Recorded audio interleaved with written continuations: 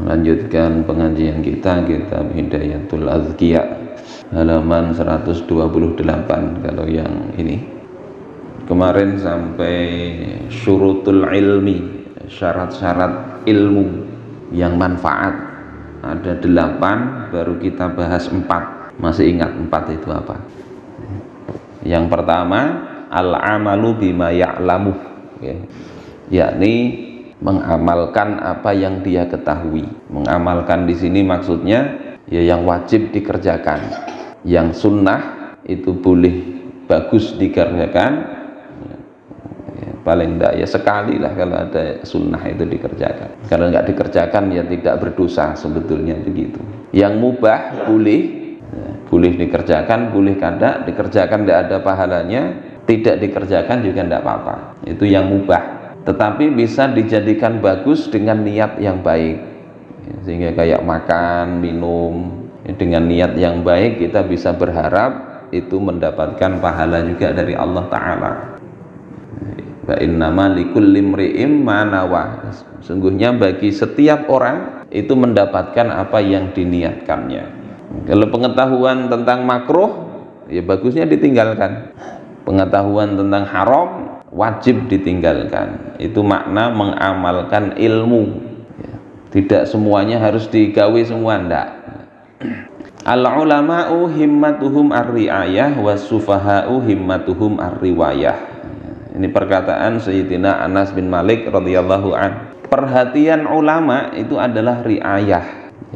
Ri'ayah itu artinya mengurus. Mengurus apa? Mengurus umat, mengurus dirinya juga supaya taat kepada Allah Ta'ala. Jadi kalau ada ulama tidak peduli bagaimana persoalan umat, itu ya kurang syarat ini.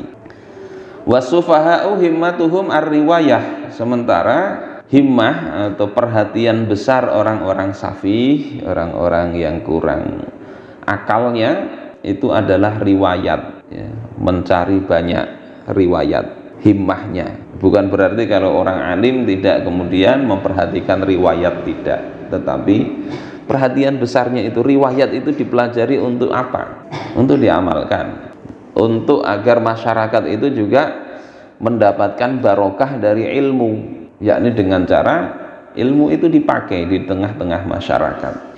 Ini yang pertama, al-amalu bima ya'lamuhu. Kemudian yang kedua kemarin nasruhu, menyebarkan. Jadi memang ilmu itu ya perlu disampaikan. Kalau tidak begitu hilang.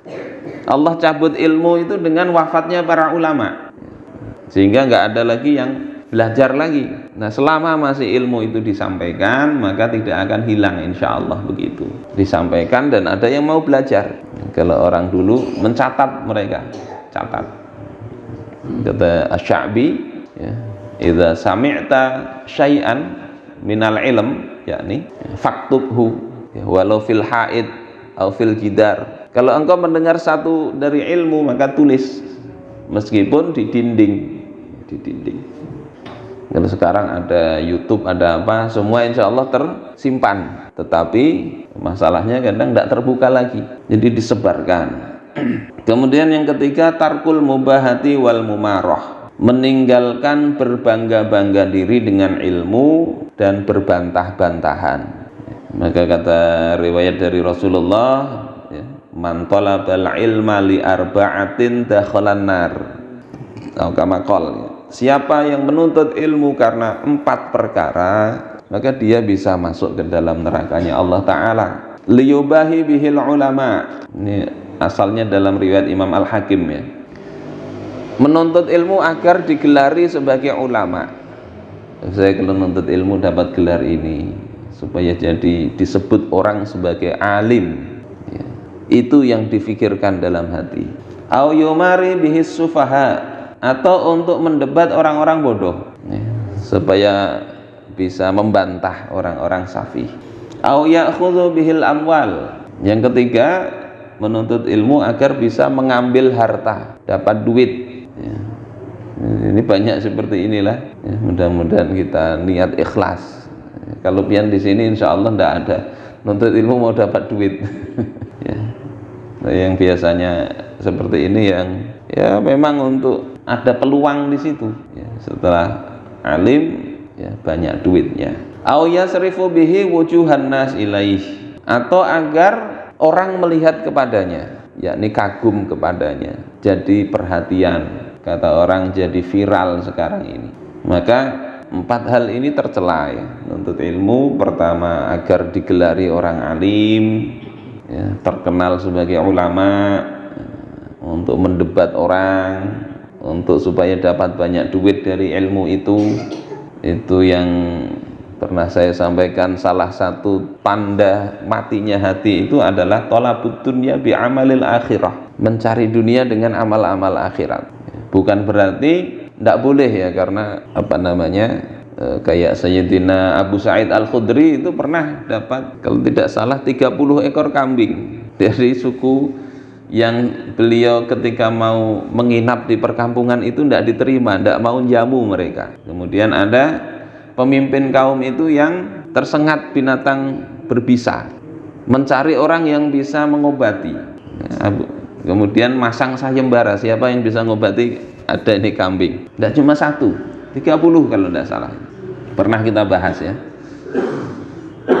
Nah, Abu Sa'id ikut, kemudian ditiup oleh Abu Sa'id, sembuh itu orang. Abu Sa'id ini sahabat Rasulullah SAW, dapat kambing ini.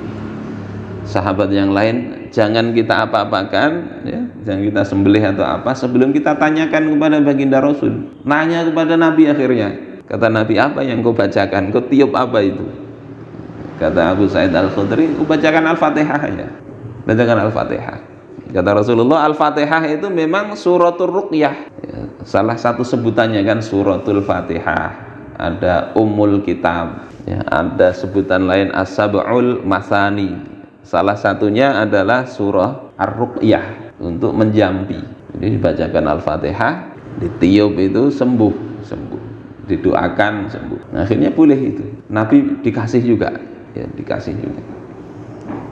Ini tidak masuk di dalam kategori yang terlarang di sini adalah kalau di dalam hati ya, yang dicari di dalam hati itu memang duit, itu yang tidak boleh.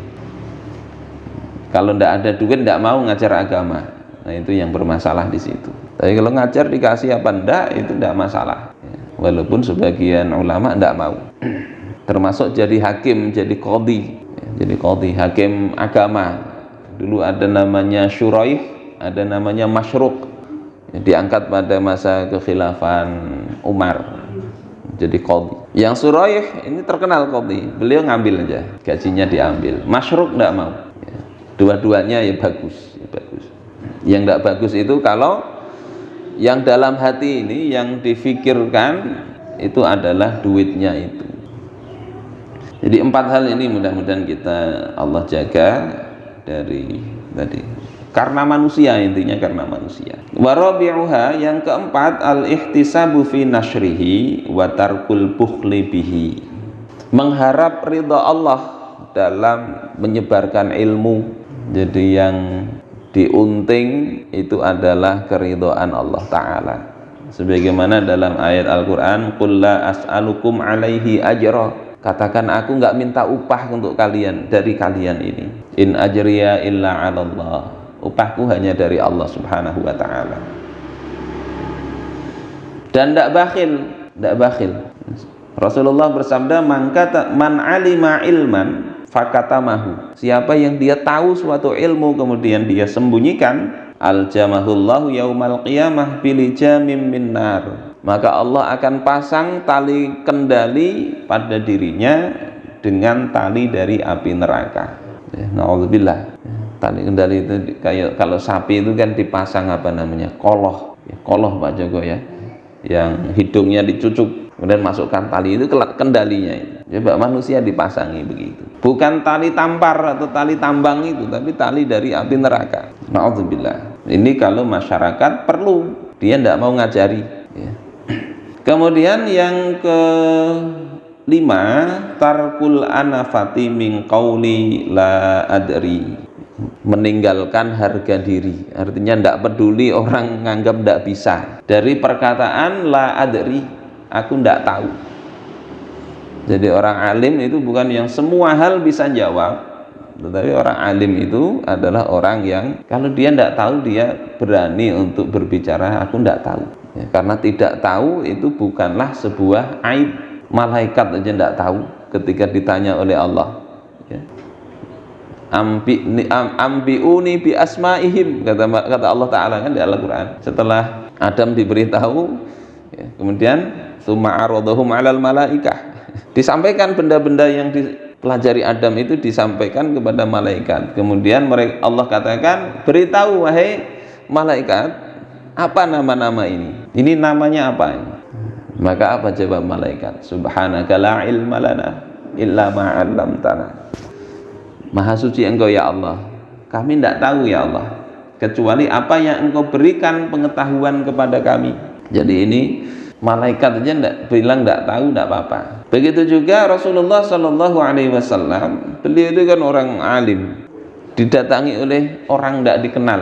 Dalam hadis Umar bin Khattab, kemudian orang ini bertanya, mata as-sa'ah, kapan kiamat? Kapan kiamat itu? Yang bertanya ini Jibril ternyata ya. Kemudian Rasulullah mengatakan, mal mas'ul anha bi'a'lama minas sa'il. Yang ditanya ini tidak lebih tahu daripada yang bertanya. Jawaban Rasul ini di depan para sahabat yang lain. Bicara yang nanya dan yang ditanya. Yang ditanya ini tidak lebih tahu daripada yang nanya. Artinya Jibril tidak ngerti, Rasul itu tidak lebih ngerti daripada Jibril. Makanya di dalam Al-Quran surah Al-Ahzab itu apa? Allah berfirman, yas'alukan nasu 'anis sa'ah qul innama ilmuha indallah. Manusia bertanya kepada engkau tentang hari kiamat, katakan pengetahuan tentang kiamat itu ada di sisi Allah Ta'ala. Jadi ada yang meramal dulu 2012, ternyata kiamatnya ada memang di film. Ada di film, ada yang meramal, kita yang tidak tahu, tinggal disiapkan aja. Dan ketika beliau ditanya tentang ruh itu apa, beliau katakan la adri. Ruh dalam arti nyawa itu tidak tahu. Sampai sekarang itu manusia tidak tahu yang menyebabkan orang hidup itu sebetulnya apa. Dokter juga tidak tahu. Ada yang meneliti katanya itu, sebelum orang itu meninggal, masukkan ke timbangan. Timbangan yang sangat sensitif ya. Timbangan emas misalnya ya, yang lebih dari emas itu, pokoknya sekian gram, sekian miligram ini tahu. Jadi dilihat sebelum mati ini berapa beratnya, dan setelah mati itu berapa beratnya. Ternyata sama. Sama ternyata. Artinya yang keluar dari jasad manusia saat mati ini berapa gram sih sebetulnya nyawa itu? Tidak tahu sampai sekarang yang orang modern ini. Kalau tahu kan, ini misalnya nyawa manusia ini misalnya 5 gram gitu ya. 5 gram misalnya. Tidak tahu itu. Apalagi kalau bisa nangkep itu nyawanya, tangkep lagi. Tidak bisa. Makanya Rasul ketika ditanya ini tidak tahu. Kemudian yang keenam at-tawadhu. Jadi yang kelima tadi itu kalau nggak ngerti ya bilang aja nggak ngerti, atau aku belum belajar tentang itu, bisa begitu. Yang keenam sifat yang harus ada itu adalah tawadhu. Tawadhu itu merendah hati ya, rendah hati. Artinya tidak sombong. Allah Ta'ala berfirman, wa ibadur rahmani alladzina yamshuna 'alal ardi haunan. Hamba-hamba Allah itu adalah yang mereka itu ketika berjalan di muka bumi haunan. Haunan maknanya sakinah wa waqar wa tawadhu' ya. Tenang berjalannya, waqar ya, berwibawa, artinya tidak gerusa-gerusu, dan tawadhu' ya, merendahkan diri. Bukannya melihat di bawah sekalinya cari batu akik atau cari barang hilang. Nggak mesti begitu. Nggak mesti berjalan tuh menunduk ke bawah, nggak ya. Tapi hati, kaitannya hati itu tidak ada rasa sombong. Kemudian yang ketujuh, ihtimalul adza fi badlin nasihati wal iqtida'u bis salafis shalih fi dzalik. Menanggung sakit dalam menyampaikan nasihat. Nah ini sabar artinya ya, orang Ini syarat ilmu itu. Ketika menyampaikan, pasti ada yang menolak, pasti ada yang senang. Pasti ada yang terima, pasti ada yang menolak, pasti ada yang membantah, bisa jadi begitu. Rasulullah Shallallahu Alaihi Wasallam orang yang alim, yang bagus itu ya, itu saja ada yang ya, bahkan mencela, memaki beliau ada. Sehingga kalau tidak mau begitu ya diem pun nanti ada yang tidak senang juga. Maka ihtimalul adza. Memang orang menyampaikan kebenaran ada yang memusuhi, kita menyampaikan kebatilan sekalipun ada juga yang tidak senang. Sehingga di sini ya harus tahan, sabar. Kemudian mencontoh generasi terdahulu yang soleh di dalam menyampaikan ilmu itu. Sebagaimana firman Allah, wanha 'anil munkar wasbir 'ala ma asobak, dan cegahlah manusia dari kemungkaran. Jadi amar ma'ruf nahi mungkar. Maka mencegah kemungkaran ini yang berat kadang ya. Mengajak baik itu nyaman aja, ngajak baik, walaupun kadang sulit juga Pak lah. Ngajak sholat aja kadang sulit, apalagi mencegah kemungkaran, supaya kemungkaran tidak ada.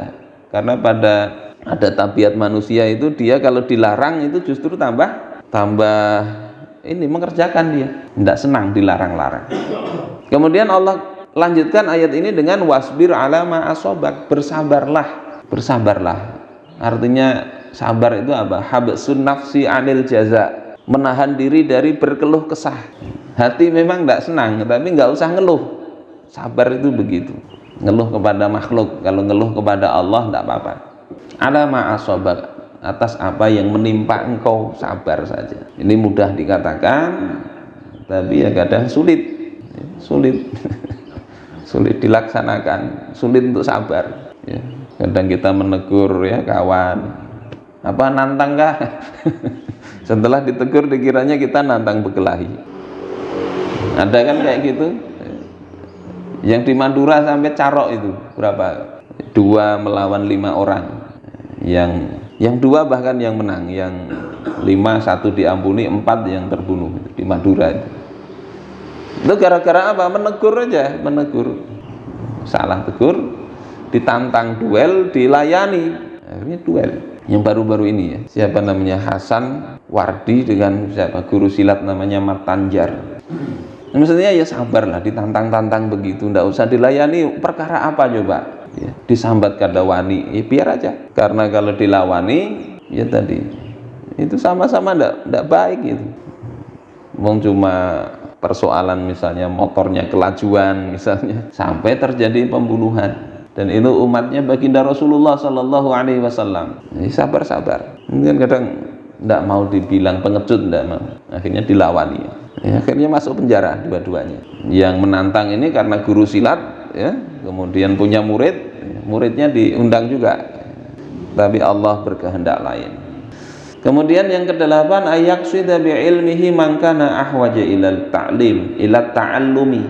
Dia bertujuan untuk ilmunya itu dia sampaikan kepada orang yang memerlukan, yang lebih berhajat kepada belajar, maka itu dia ajari. Sebagaimana kalau sedekah, ya, sedekah harta itu bagusnya kepada orang yang lebih membutuhkan harta itu. Faman ahya jahilan bi ta'limil ilmi faka'annama ahyan nasa jami'a. Siapa yang menghidupkan orang jahil dengan belajar. Jadi, orang jahil itu kan seolah-olah seperti orang mati, kemudian dihidupkan dengan ilmu, maka seolah-olah dia telah menghidupkan seluruh manusia. Ini 8 hal terkait dengan syarat ilmu. Pertama, mengamalkan. Kedua, menyebarkan. Ketiga, tidak usah berharap-harap dengan ilmu itu. Keempat, mengharapkan ridha Allah saat menyebarkannya. Kelima, tidak usah malu untuk bilang tidak tahu. Keenam, tawadhu. Ketujuh, itu sabar kalau disakiti ketika menyebarkan ilmu itu. Dan kedelapan, ya, mengutamakan siapa yang paling berhajat terhadap ilmu. Mudah-mudahan ini bermanfaat bagi kita semuanya, dan Allah berikan kepada kita bukakan pintu ilmu yang membawa keberkahan bagi kita.